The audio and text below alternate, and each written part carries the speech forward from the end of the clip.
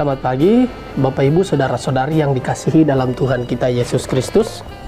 Mari kita mengawali hari baru dengan mendengarkan firman Tuhan yang diambil dari Injil Yohanes bab 1 ayat 29 sampai 34. Tuhan bersamamu. Inilah Injil suci menurut Yohanes. Ketika Yohanes Pembaptis di Sungai Yordan, ia melihat Yesus datang kepadanya. Maka katanya, "Lihatlah anak domba Allah yang menghapus dosa dunia. Dialah yang kumaksud ketika kukatakan, sesudah aku akan datang seorang yang telah mendahului aku, sebab dia telah ada sebelum aku. Aku sendiri pun mula-mula tidak mengenal dia, tetapi untuk itulah aku datang dan membaptis dengan air, supaya ia dinyatakan kepada Israel." Dan Yohanes memberikan kesaksian, katanya, "Aku melihat roh turun dari langit seperti merpati, dan roh itu tinggal di atasnya. Aku pun sebenarnya tidak mengenal dia, tetapi yang mengutus aku membaptis dengan air telah berfirman, jikalau engkau melihat roh turun ke atas seseorang dan tinggal di atasnya, dia itulah yang akan membaptis dengan Roh Kudus.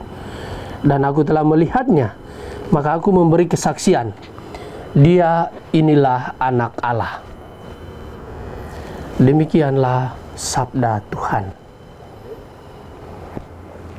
Bapak Ibu, Saudara-saudari yang dikasihi Kristus, tema yang akan kita renungkan pada hari ini berkaitan dengan lihatlah anak domba Allah.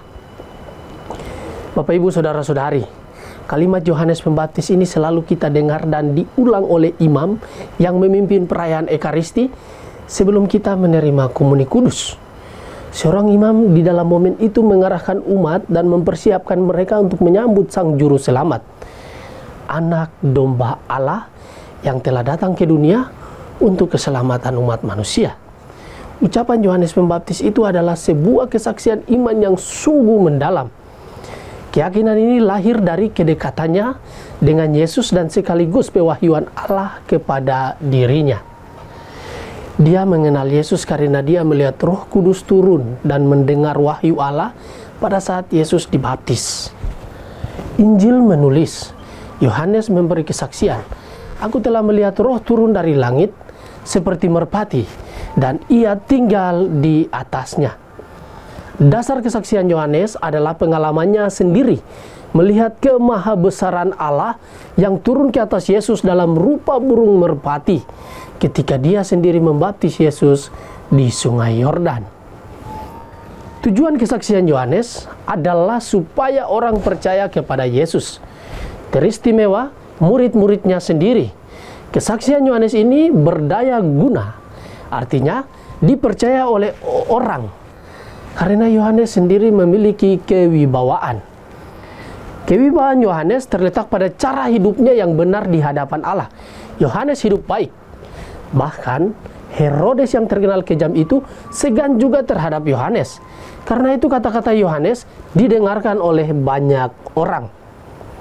Bapak Ibu, Saudara-saudari yang terkasih dalam Tuhan kita Yesus Kristus, ada satu maksud utama dengan ucapan Yohanes ini, yaitu mengarahkan dan membawa para murid dan pendengarnya untuk datang kepada Yesus, karena memang dia diutus untuk mempersiapkan mereka supaya layak menyambut Mesias Juru Selamat itu.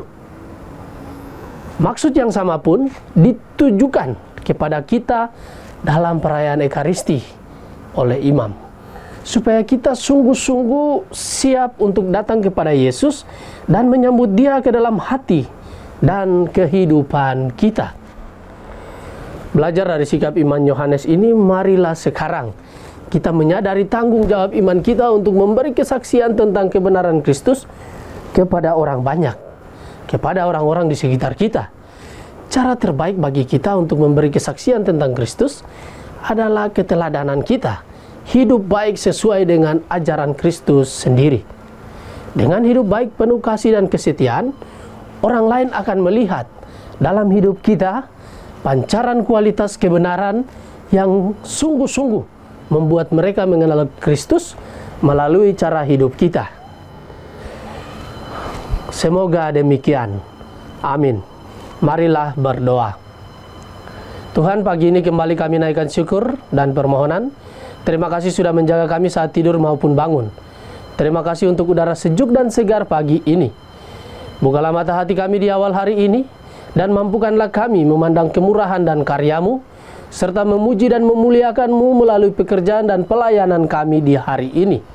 Bimbinglah kami selalu untuk menyadari kesalahan kami dan bertobat, sehingga kami sungguh-sungguh dengan rendah hati mau membuka hati dan siap menerima rahmat-Mu yang akan tinggal dalam hati kami.